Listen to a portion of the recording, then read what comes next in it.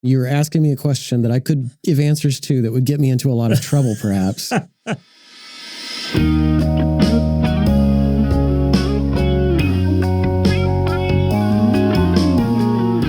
you get aroused by stimulating intellectual conversation? Are you turned on by the idea of engaging with thought leaders from across the United States? Do you go gaga over exploring important ideas from influential books, research, and essays?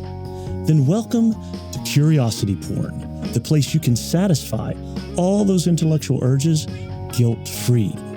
Your hosts are Dr. Guy Crane, Professor of Philosophy at Rose State College, and Professor James Davenport, Professor of Political Science at Rose State College. However, the views expressed here are solely the views of the hosts and their guests and do not reflect the views of Rose State College, its administration, faculty, or students. And now, here are James and Guy.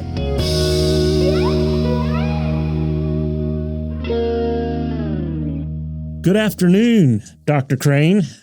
Hello, sir. How are you today? I am all over the map.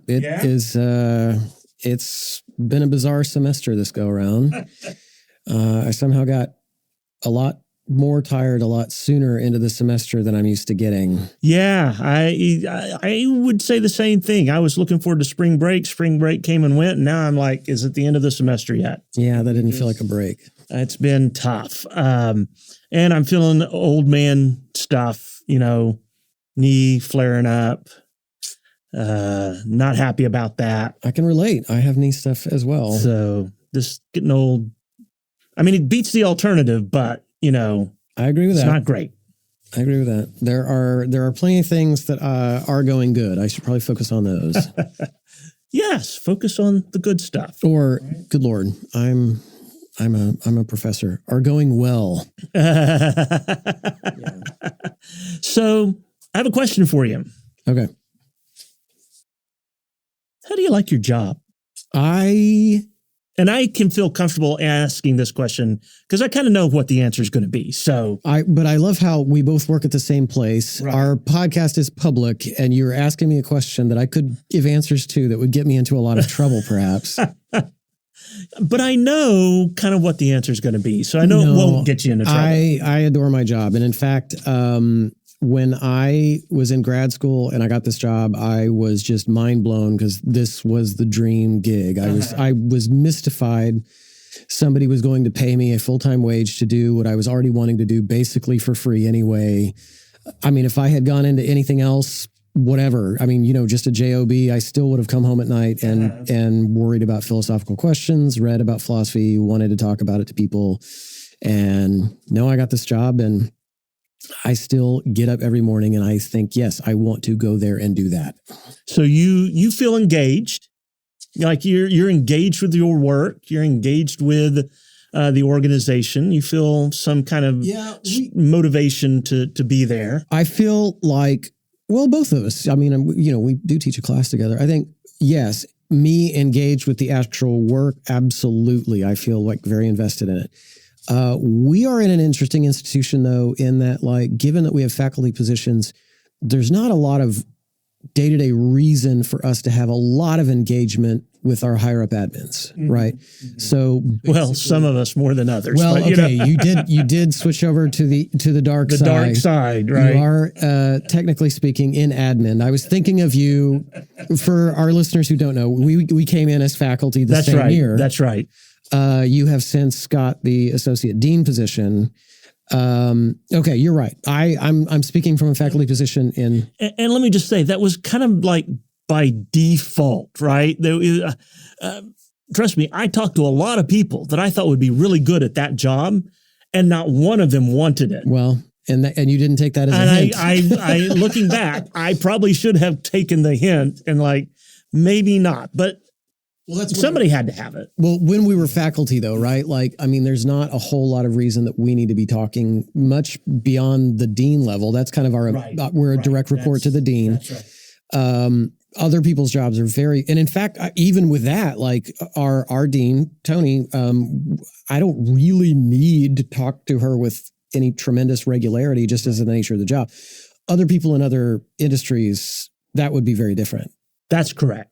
That's correct. Although I will say, you know, there are some places, and I don't want to, let's just say I know someone who works in an organization whose supervisor has very little knowledge of what they actually do on a day-to-day basis. And that just strikes me as weird. It strikes me as odd, right? And so they, you know, when they do their employment evaluation, they have to basically gather all this information and then they evaluate them. But on a day-to-day, it's not like if they do something wrong, the supervisor's coming in and saying, hey, you need to do this or that. Right. There's just no real interaction there. Yeah. That strikes me as odd. Yeah, no, that sounds right. But so let me ask you this. Would you say that you feel like your goals and desires match or align? I think that's the term I want to use today because that's what we're going to be talking about.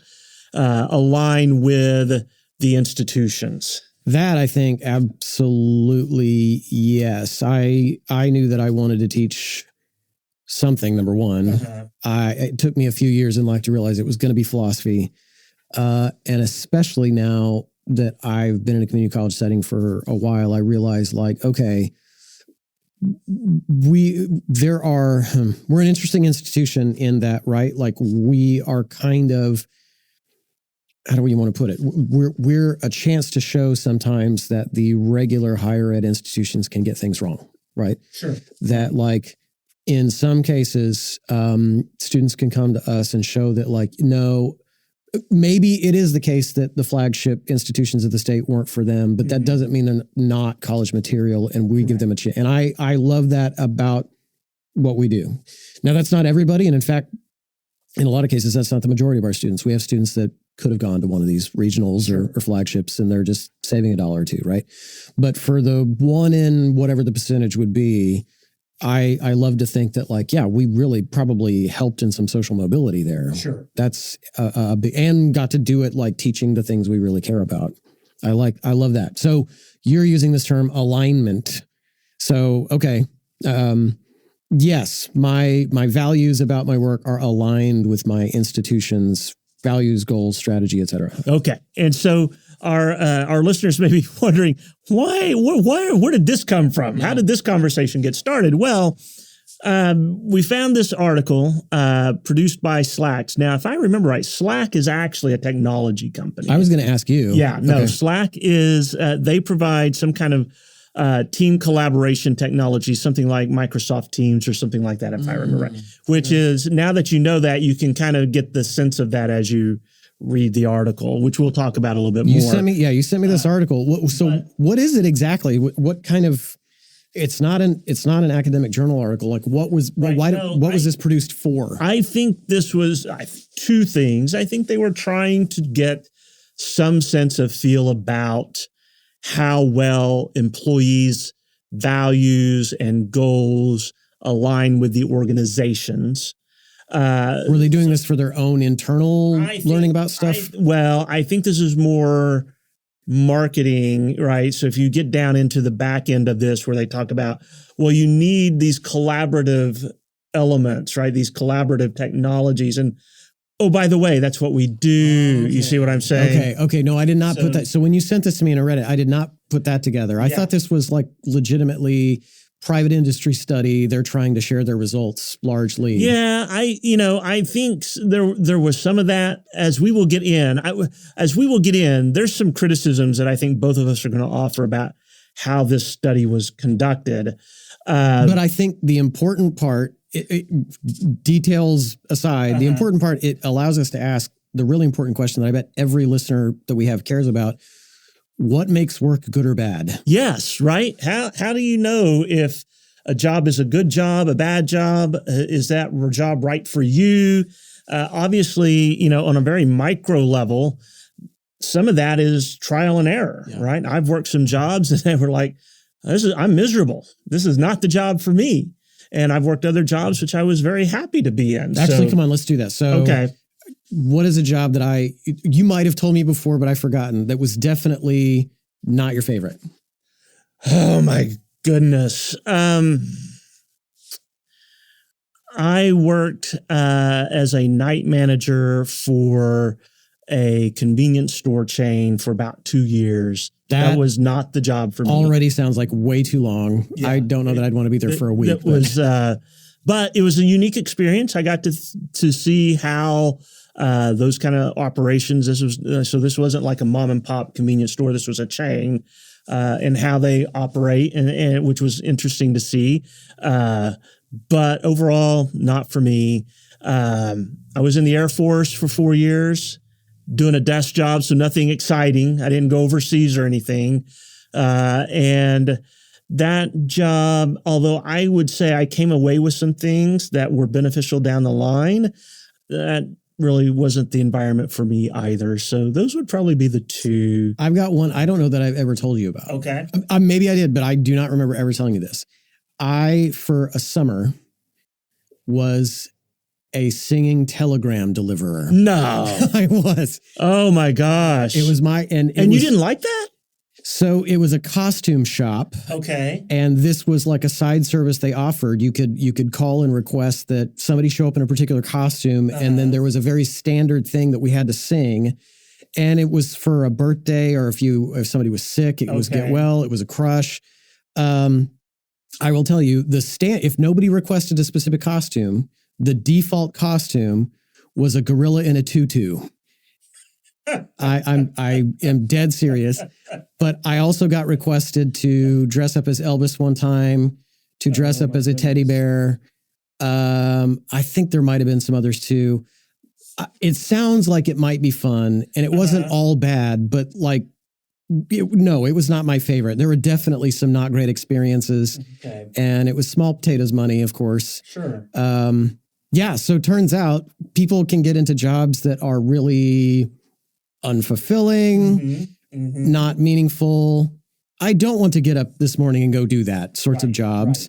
Right. And I think this is worth exploring. Slack is clearly trying to push something on us. I didn't know they were pushing as much as you just revealed that they clearly have a vested interest in in finding anything that they can spin as evidence for these collaborative technologies. But let's start with what Slack is pushing, and I think then we should talk about like good and bad work. So they're talking about aligned employees and unaligned employees. The way that you just asked me, right? Like, are your values aligned with the correct?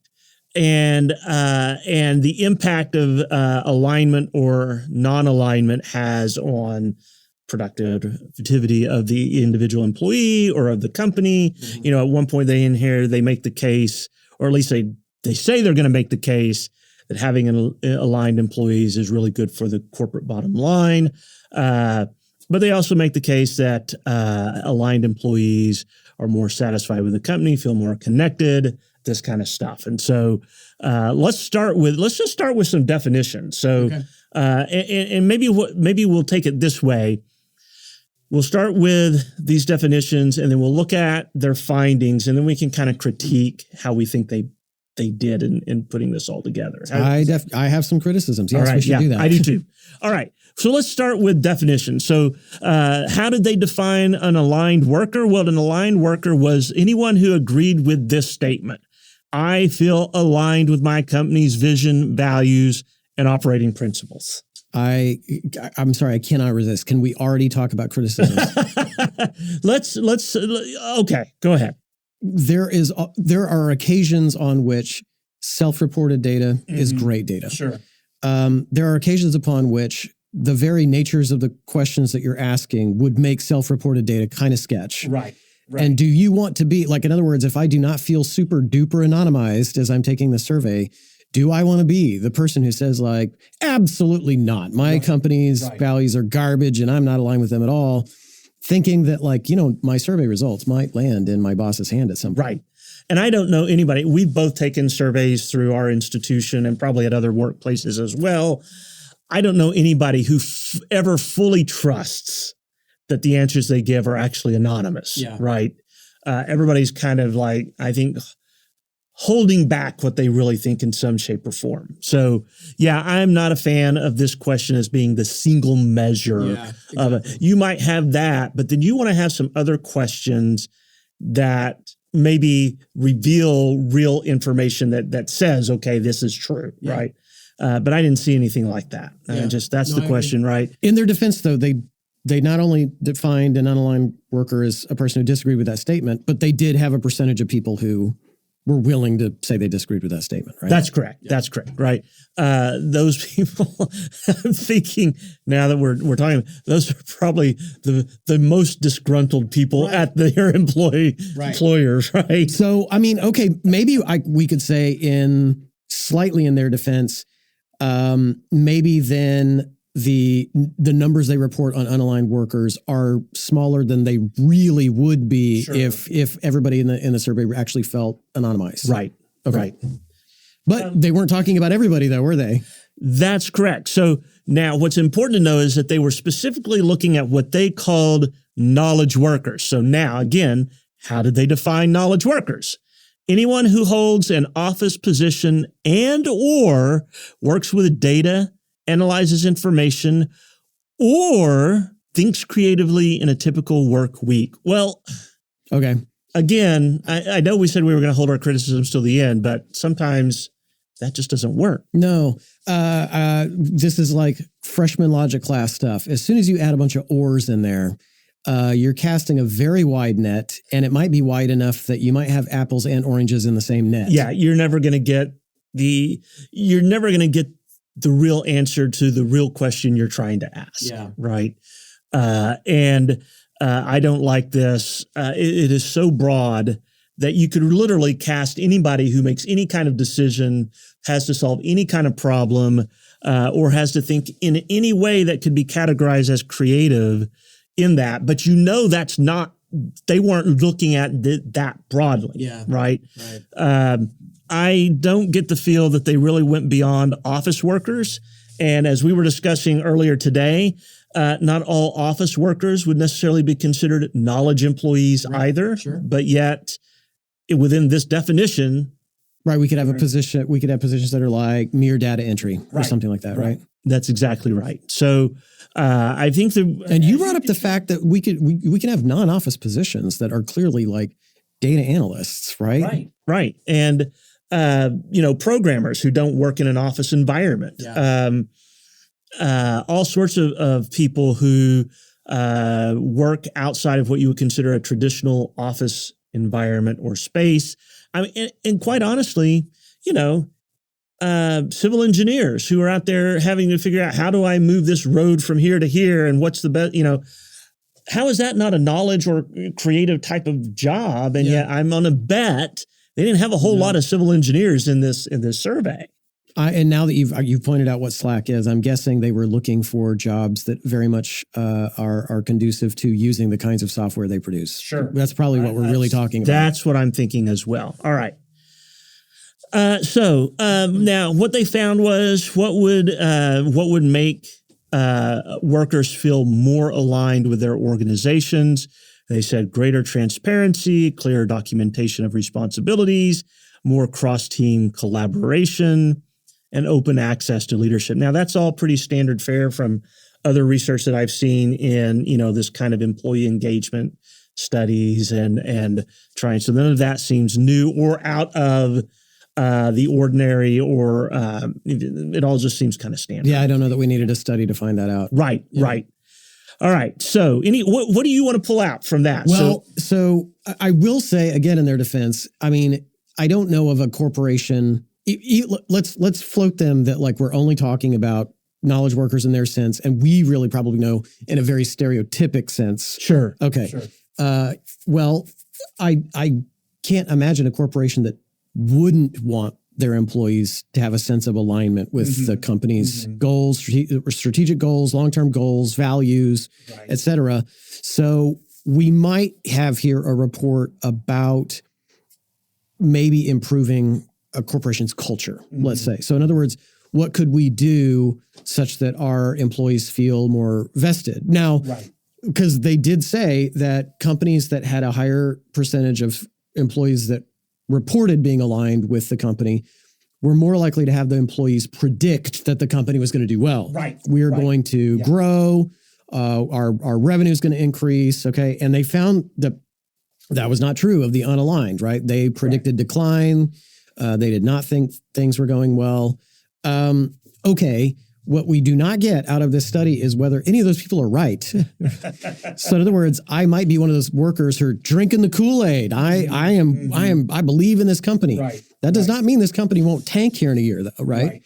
That's what they kind of lacked in the data. Also, like the unaligned disgruntled. What if you're just kind of the, cranky Sue who just, it's you. It's not the company. The company's fine, right? You're just not on board, and maybe the company's going to do well. That they didn't link this up with hard numbers about and in fact, companies with the higher aligned just generally have higher profit margins, better quarterly returns, whatever. Larger revenues, any of that, right? That to me was the one of the big problems with this was they make the case, or at least they say they're going to make the case that the more aligned your employees are, the better your company's bottom line is going to be, but they never provide any real evidence of that. Right. But it does. Okay. So again, I'm going to try as hard as I can to steel man, not straw man, this report. It does suggest that okay, maybe I'm not on the worker side. Maybe I am on the higher ups looking down, worried about culture kind of side. It might give me some fodder for how do I get my employees to feel good about their jobs? Right. And they have at least one surprising thing I want to get to in a second, but some of the basics are, how often am I higher up making myself accessible to those employees? That was clearly one of their findings about folks who felt aligned. Right. How transparent am I about what our company's currently doing, what our strategic goals are, and how clearly have I spelled out my employees' exact job responsibilities? I would say if that's what we're worried about, how do I say on the managerial side, create the environment such that my employees feel good about their jobs, we're in alignment on what we want to do. Okay, there's some practical steps. Right. I will say one surprising thing that I found about, let me just say two surprising things. I'll go least first. So they found that some of the most unaligned companies, so companies that have the most people who say I'm not really aligned with my company's goals and all that, were nonprofits. Now that just jarred me. Nonprofits, healthcare, and government, I think, were the three that they pulled out and said these had the largest segments of unaligned. You're right. I forgot about the healthcare one. That's also jarring. But I'm thinking nonprofits, we're typically talking about very social mission driven kinds of places. Right. And if anything, you're thinking and who, let's just be honest, historically do not pay as well. That's right. As doing other things in the for-profit sector. And so they tend to attract people, you would think, that are there for the sake of that very mission. And yet what they found is no, a lot of these places have high numbers of unaligned relative to other places. Healthcare too. You brought that up and I'm wow. So is my nurse I don't care if people live or die. It's not really high on my list. My job's going to be here whether, Yeah. Well, listen, can we hold on. There was the second really shocking thing to me. Okay. And the reason is you and I both, we love anything where it's it's against the norm. It challenges your stereotypes. It's contrary to common folk on the street wisdom about things. They found out meetings are not necessarily a bad thing. Yeah, I need to really delve into that a little bit more because now they did say there's a cap to that, right? There's a diminishing return on that. Absolutely. Yeah. But the idea here was, and again, within the very strict parameters of what we have said, it seems like they are able to say. In other words, how do you create better alignment? How do you get employees really bought into this company's vision? Turns out no meetings is actually a bad strategy. They talked about no, you want some daily communication between the various levels of hierarchy, and surprise, surprise, they said 3 to 4 meetings a day. Yeah. Was those kind of the sweet spot, right? Yeah. That is what correlated with the most aligned companies. Right. And I think there is probably something to that. listen, we work in an environment where people tend to be more interactive throughout the day than maybe in others, right? We're obviously interactive with our students, but even with our colleagues, we see each other in the halls, we talk, we visit. There are some of us that are beyond just the colleague stage. We're actually genuine friends. And so we talk and we discuss about whatever.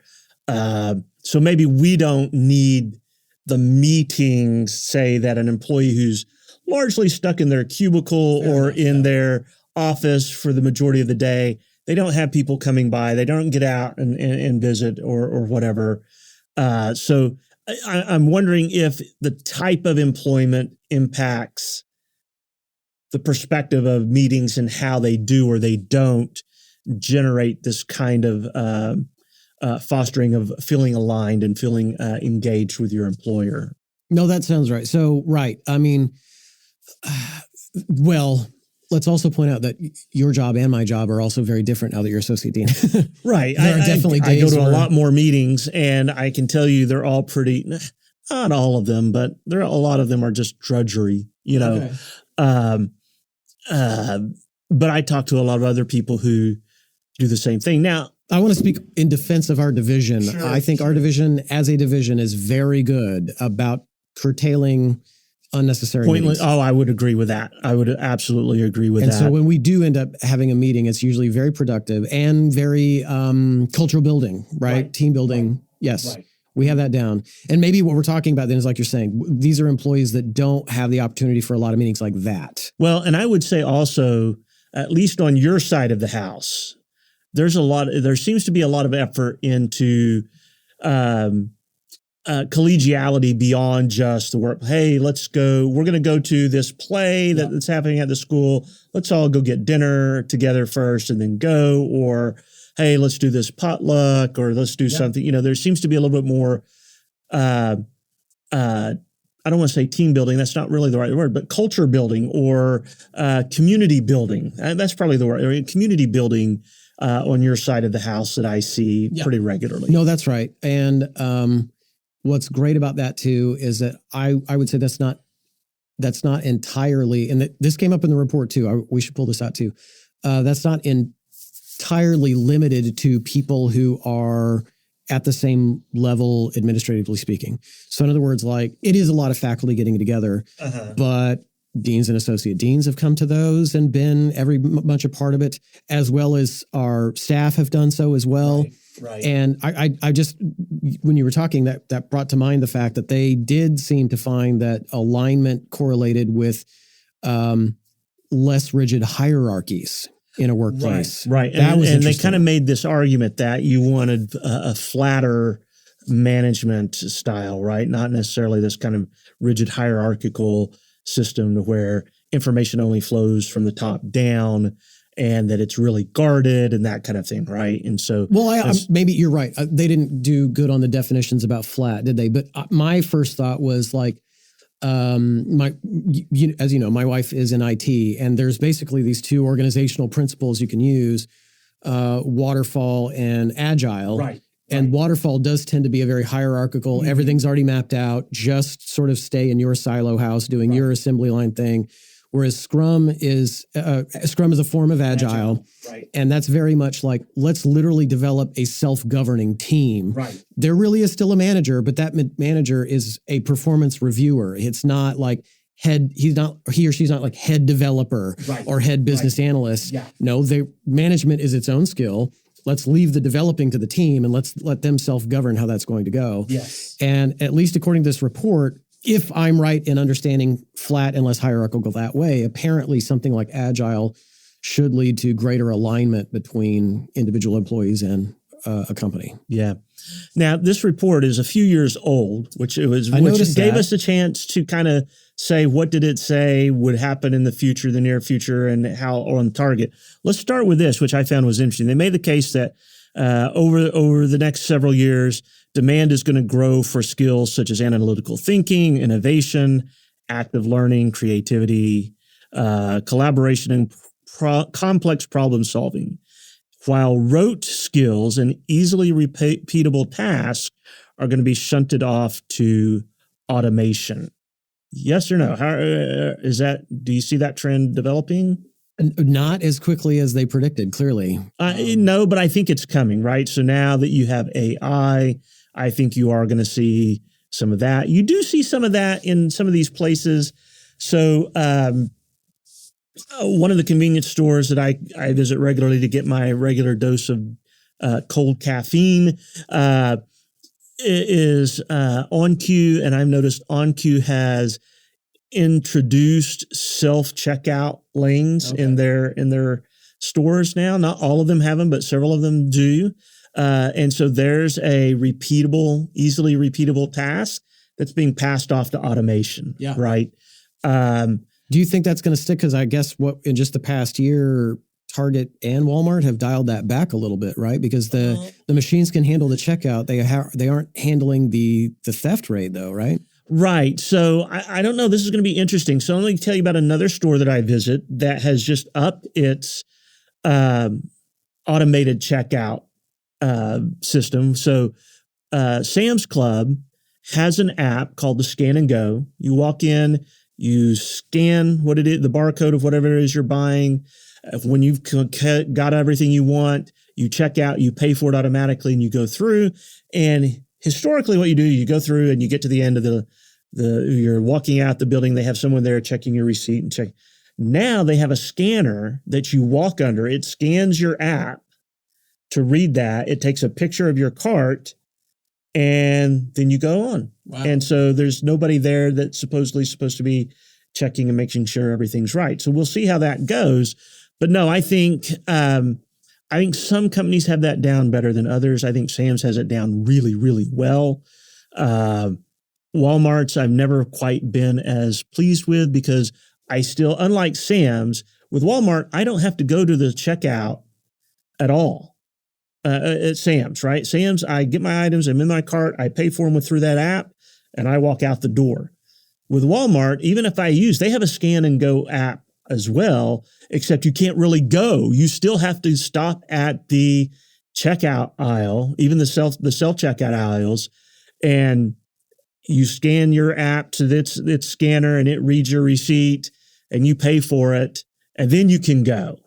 So they basically just outsourced a job to the actual consumer. Something like that, right? Which, I don't mind so much. There's a lot of people who get all upset. Why should they? It's like some people think that they have some inherent right to have a human being serve them in ways that they think they should be served. Yeah. Right. And I'm fine. You know what? If I can do it myself, I don't have to. There's a lot of us who we don't go to the supermarket for friendly conversation. Well, fair enough. All right. I'm there to buy my stuff. And if I can bag it, how many people do you know who are always complaining they didn't bag my stuff the way they were supposed to bag it? If I can bag it the way I want it to bag, put it in my basket the way I want it put in there, am I okay with the trade-off being that I'm also scanning it through the scanner and ringing it up? Yes, I am. Right. I don't need a human being to do that for me. I wonder if what's happening there then is just, you're clearly okay with it. I'm wondering, maybe it's just an endowment effect, right? So in other words, I have always had this thing, and we tend to rate losses at greater quantitative negative rates than we positively rate gains, right? And so I wonder if it's just the mere fact that it got taken away. Like, in other words, we have a generation of people that are so used to having somebody else do it, and now I got to do it myself. Whereas, what if we had always sort of been on the hook for scanning our own stuff? Well, think about this, right? When markets and, back 100, 150 years ago, you had the general store in the community. That's what you did. You went there and you didn't shop. Right. You just gave them a list. Here's what I want. And they say, okay, come back in half an hour or an hour and I'll have it ready for you. Yeah. And they went and pulled everything and got it for you, right? Yeah. And then somebody from here in Oklahoma City invented the shopping cart. Yeah. And now you could do your own shopping, right? Yeah. And then we just up that game now and say, not only can you do your own shopping, you can do your own checkout. Yeah. And I'm like, that's awesome, right? But clearly some people have an issue with that. Some people are like, why should I have to do their job, right? Yeah. Well, okay. So how would you rate their prediction then on this automation point? I think it's coming. I get the sense that there are a lot of things that in the next few years that we have been used to seeing people do that are going to be done by software or robots. Right? Okay. I mean, here's another example. I see this at Sam's all the time. I've seen it at OnQ as well. These self-driving floor moppers and sweepers, right? Oh, okay. And they're clearly robotic, and they have some kind of scanning thing because they know when they're coming up against something or coming up where someone's standing, because they will stop, right? And then start it back up or turn a corner or whatever. And so that's something that clearly at one time people did. Yeah. And now it's being shuffled off to technology in some way. I think that's just going to keep growing. And the trade-off for that is human beings are going to be doing things that are more challenging, things that aren't easily shoved off to technology in some way. Well, then good. Because we've gone full circle. Remember, this entire report was based on knowledge workers. Well, there's a lot of people who are not. That's right. Well, they're big office or knowledge or whatever. But their definition of knowledge workers. What happens to folks who, I don't know, I don't want to sound bleak. Are there folks whose lot in life was to do blue collar kind of work or automatable kind of work? Maybe that's the way I should have said it. And what happens? Yeah. So this depends on whether you're a doomsayer or a Pollyanna. And I tend to side on the side of Pollyannas, by the way, in case you haven't figured that out. So the doomsayers are like, nobody's going to have any jobs. It's all going to be taken over by technology. And you're going to have this mass unemployment. Nobody's going to have any work at all, right? Because AI and robots are going to take over everything because they can do stuff so much more efficiently than the rest of us can, human beings can. You have the others of us who say, no, what's going to happen is the menial tasks that none of us really enjoy wanting to do are going to be shuffled off to technology, and those tasks that bring us more satisfaction and that are truly inherent to humanity, those are the things that we're going to be doing, and that's stuff that AI and robots just can't do. Well, also, what do you think about this? I mean, you've actually read a lot more about this than I have, so I'm just floating a theory. You can actually me all you want, all right? I'm thinking about how, say, 140 years ago, we needed all these folks to take care of horses and to keep up horse carriages and maybe even to drive them for us so we could get places other than on foot, right?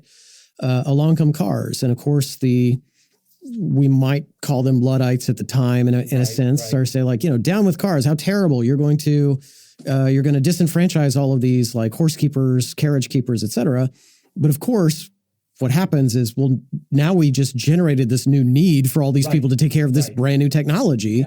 And it is what's funny from our vantage point in history, this is skilled labor. This is a blue collar job, being a mechanic. And yet turns out I need my mechanic, right? That's right. And we might get scared about electric cars or even self-driving cars, but I'm guessing like that new technology is just going to generate yet another need for another skilled set of labor. That's right. You think of maybe something that's more relevant to our generation than the horse and buggy versus the car is the typewriter versus the personal computer, right? When I was going through school, I'm going to reveal a bit about my age. When I was doing research papers, in junior high and early high school, I was using a typewriter. I wasn't even using an electrical word processor. I was using an actual manual typewriter. Can I just stop you right there, James? I've got to ask, what's a typewriter? Yeah, I'm kidding you. I'm kidding you. I'm kidding you. I know what a typewriter is. I know that's what Santiago's thinking back there. He's like, what's typewriter? A typewriter? Where did that come from? But yeah, and think about how quickly that flipped, right? As soon as personal computers became affordable and people could have them in their homes, what happened to the typewriter industry? It just evaporated. Yeah. But did we have massive unemployment as a result? No, those folks just found opportunities elsewhere. And for by and large, now that's not to say no one is ever harmed by these kind of technological changes, right? There clearly are some people who, for whatever reason, will not be able to make that transition. And I don't want to pretend like everything is okay and nobody gets harmed in that process. Well, and we should say, like, even if we're floating this theory, this is not to say that every transition like that is just flawlessly smooth either. Correct. That might be a very bumpy ride between the two. That is correct, right? Depending on the type of technology, depending on the industry, depending on how much society depends on whatever that is, all of that can be in flux, right? And the tensions between the gains from the new and the losses from the old can vary from one to the other.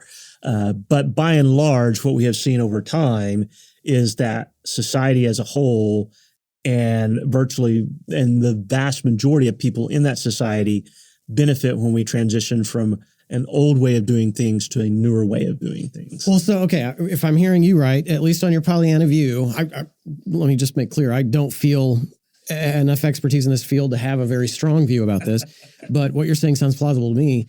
It sounds like what you're saying is these sorts of technological advances in any industry might actually make people's work, I want to use the word meaningful, right. Or at least more meaningful.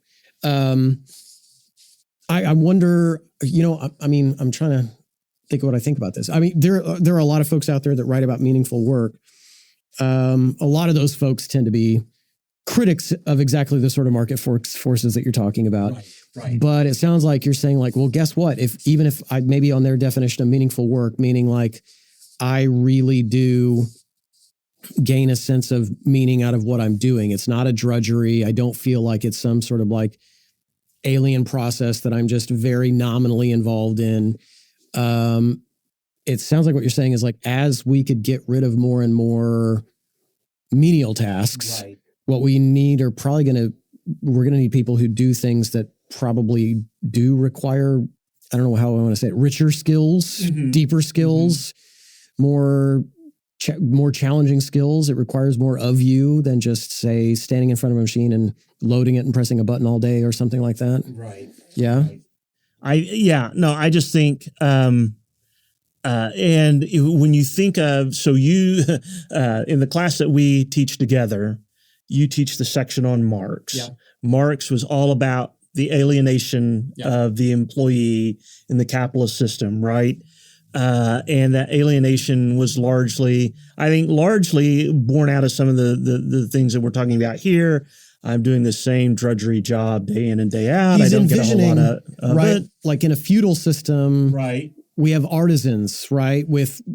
I make a table all the way through, right? Sure. Like I might have even felled some of the wood myself, but then I've made this table from start to finish.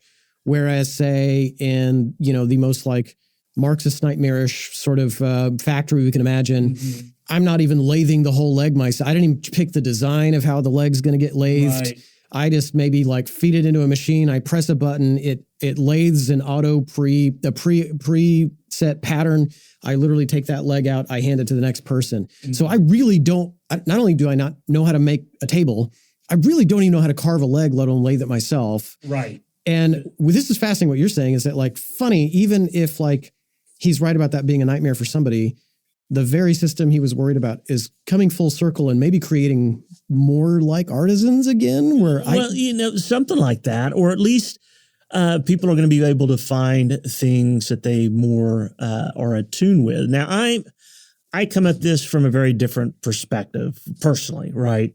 If you were to ask me, do I feel like my personal goals and my values align well with my institutions, my first knee-jerk reaction would be, I don't care. Okay. Does my institution allow me to pursue my personal values and goals? It's up to them to figure out if that meshes well with what they want, right? It's not my job to make sure that mine align with them. What I'm concerned about is what I'm doing, what I want to be doing, and do I have the freedom? Now, I will say, I've never been a part of an institution more that I have felt free to pursue my values and objectives and goals and such than the one I'm in. So from that standpoint, but how do they align with the institutions? I don't know. And I'm not sure I care a whole lot. I don't get my fulfillment out of necessarily knowing precisely how what my little piece contributes to the whole. Now they're all about this, right? Yeah. They're like, that's alignment. You know where you're contributing and how that's contributing to the organization's vision. And I'm maybe it's from the generation that I'm in, maybe it's from my own personal experiences. I'm much less concerned about that. Well, you're right. I was talking fast and loose earlier, and I think this is worth pulling apart. So while they did do all this correlative investigation into alignment and things like what you're saying, transparency and communication and meetings, all that, what we did not get that I saw in this report was what is the exact relationship between feeling aligned and being willing to say, I like my job, or I'm satisfied, I'm content with my job. Yeah. What if for some people work can be good, even though it's not particularly meaningful to me? I mean, it's not what I'm after in life. I'm after more time with my family. And so my work's not meaningful, but it's an incredibly flexible schedule. And that's good enough for me. I'm fine with that. And in fact, I would be less happy at a job that demanded more of my time, but had interesting projects or something like that, right?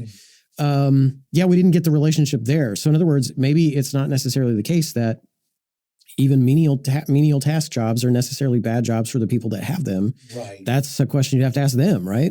I think so, right?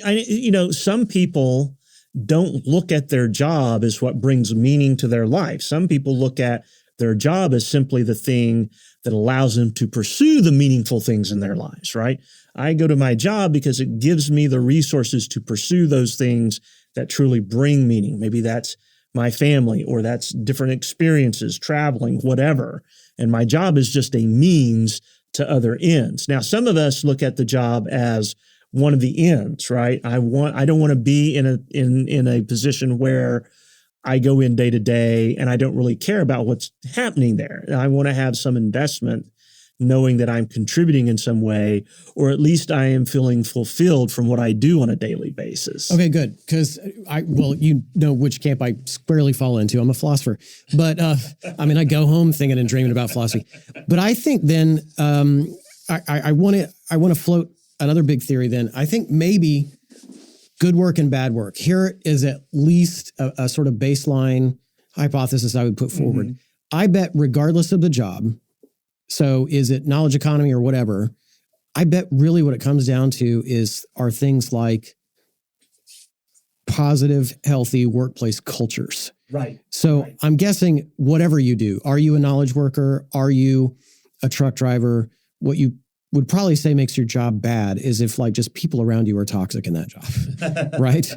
Like even if you enjoy the actual thing of what you do, it's probably not a great job. If your boss is a jerk, if your coworker wrecks your ability to do what you need to do.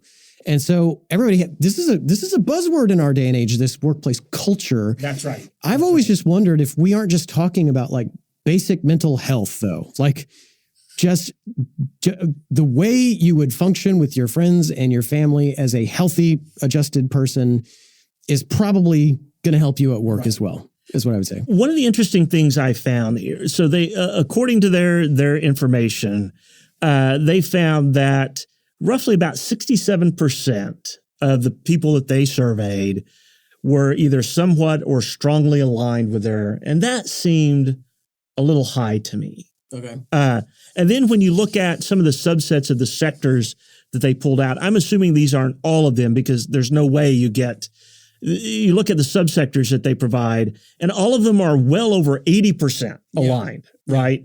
And so I'm assuming there are a lot of other sectors that they just didn't throw up here, which I wish they would have to give you some sense of the variation in that. But so I just came across a workplace study by Gallup, who usually does pretty good work, right? And they noted that there has been a downward trend in employee engagement, which I think very much marries up with kind of the alignment idea. Is that what they mean by engagement? Did they say? Let's see if they drop here. So employees are increasingly were detached from their employers, with the workforce reporting less role clarity. So that there's some of that in here, right? Lower satisfaction with their organizations. and less connection to their company's mission or purpose. So this sounds pretty close to what they mean by alignment. Right. Yeah. Employees were also less likely to feel like someone at work cared about them. So I thought that was interesting. So for this 2023 study, they said 33% of employees overall were highly engaged. All right. Whereas I think they said 17% were pretty much completely disengaged. Okay. So a lot of people somewhere in the middle. Let's see. They say employment engagement trends are significant because they link to many important performance outcomes crucial to organizational leaders, such as productivity, employee retention, customer service, safety incidents, and quality of work and profitability. So, but theirs are much lower. And what was interesting was there were certain groups of employees in which the drop has been much greater. The decline in employee engagement has been much greater. Number one, younger workers. So those under 35, particularly those in Generation Z, feel less connected to their organization's culture, what you were talking about. Okay. Employees, so interestingly, employees who could do their jobs remotely but are required to work exclusively on site. All right. So now remember, this is after. So the study that we're looking at was pre-COVID. Yeah. This is a 2023 study post-COVID where you saw a lot of workers move to remote work. Right. But you have some apparently who still could do remote work, but their employers don't allow them to. So you see their engagement levels drop. Conversely, employees who work exclusively from home also have a declining trend of engagement, right? And so their argument is employers need to find some happy medium somewhere where they work from home when they can, but they also come into the office. That seems to produce the best engagement. That's fascinating that the remote employees would say that. It would just seem like, well, depending on the kind of work, and I'm biased because, again, I have a spouse in IT who's a remote worker, by the way. I would just think that a job like that would require loads of communication between people, but maybe not. Maybe if I'm just a developer, let's say, and I'm really just writing code all day, then maybe I don't have to engage a whole lot. So it may be including that, or maybe what we're saying is that like just face-to-face engagement just does some work that electronic communication can't. Right. Maybe. Yeah. Well, I think it does. I mean, now listen, again, I tend to be more kind of I need human interaction, right? As much as I appreciate the ability to do remote work, I've been able to do a good deal of that throughout my time at Rose. I like being able to see people, talk to people, just hang out, just shoot the bull, whatever, right? To me, and I think there are a lot of people who find value in that human connectivity brings a certain amount of meaningfulness to their job, even if their job is one of these tasks that is not overly taxing mentally or whatnot, right? That human connection brings meaning and enjoyment and fulfillment in its own way. So I think people are finding that out, but they're also finding out I don't need it necessarily every day, or I don't need it in just these specific ways. There's different ways of getting that, right? But it's certainly different. We've all done a ton of Zoom meetings, especially since COVID. They really aren't the same as face-to-face meetings. Right. There are some differences that are pretty important. One of the other things I noticed about this Gallup trend said the top performing organizations on employee engagement had an average of about 70% of their employees were engaged employees, right? And the top ones on this alignment, you had some that were over 90% or plus. And so I think these numbers are a little inflated on the Slack study from my own experience and just from looking at work done by, I don't want to say more reputable companies, but companies that specialize in kind of data analysis. Well, and companies that don't have a very specific interest in the numbers coming out a certain way. Right. So, and they talk about, creating hybrid working environments, these kinds of things. So I just think I do think we should think about work and the nature of work and what it should be, but I don't think we should assume that it should be the same thing for everybody, right? What you want out of your job might not be the same thing I want out of my job. Yeah. And the what I would hope the beauty of kind of this diverse workforce environment is we can both go and pursue the kinds of jobs that we want. And we don't have to be locked into, oh no, right? I don't want to be someone, even though I want to find meaning and fulfillment in the work that I do, I don't want to be out there pointing my finger at everybody else and say, that's how you have to think of your job too. We just need people who, there are a lot of jobs that we just need people to do them. And they don't necessarily, like I said, they don't necessarily have to enjoy it and find personal fulfillment, but it allows them to do some things that do bring that to them. So, and I'm not big on, I am big on culture, organizational culture. A good organizational culture to me empowers its employees to do good work and to find what they want from that good work, right? It gives them the ability, the resources to do the job that they need to do. And if they want to find meaning and self-fulfillment and self-actualization in that, great. If they don't and they just want to do a good job and go home and find all of that somewhere else, that's great too. But I think it should be, all of that should be out on the table, right? I don't want to be locking people in and saying you can only think about work in this way, because I think we're all, at the end of the day, we're all too different to try to lock people in that way. That sounds right to me. That sounds right. And I, like I said, the environment that I have been in the last decade has enabled me to pursue all sorts of things that I have found meaningful and enjoyable, and that's been great, right? Have I spent a lot of time thinking, how does this align with our organization's mission and values and all? No, I have not, right? And maybe that's egocentric. That could be egocentric. I would admit to that.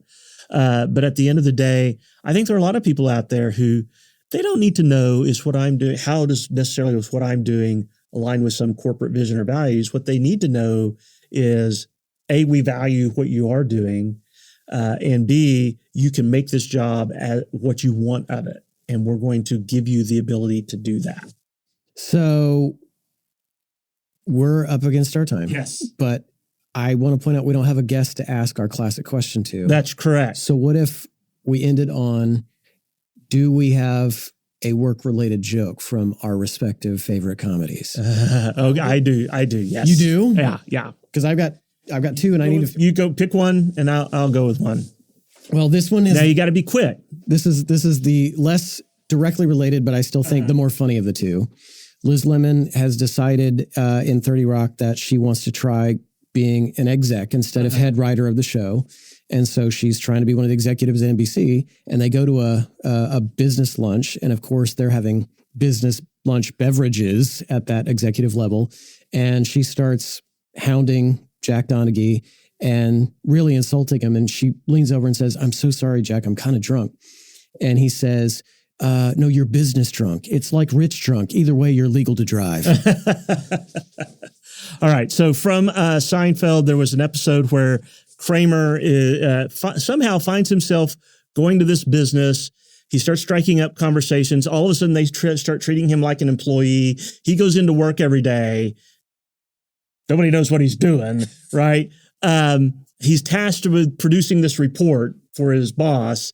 He produces the report. The boss calls it. It's like, this is garbage. I don't even know what this is. And Kramer's like, well, I'm just trying to get ahead. And he's like, and the boss is like, well, I'm sorry, but we're going to have to let you go. And Kramer's like, but I don't even really work here. And the boss is like, that's what makes this so hard. Nice. So organizational culture. This has been to me, an interesting conversation. I think for a lot of people who work, how they think about their jobs. And the thing I want to encourage them is think about your job however you want to think about your job, right? And if you don't like what you're doing, think about what can I change something the way it's going here, or do I need to go somewhere else, right? Yeah. All right. Thanks for listening. We'll see you next time.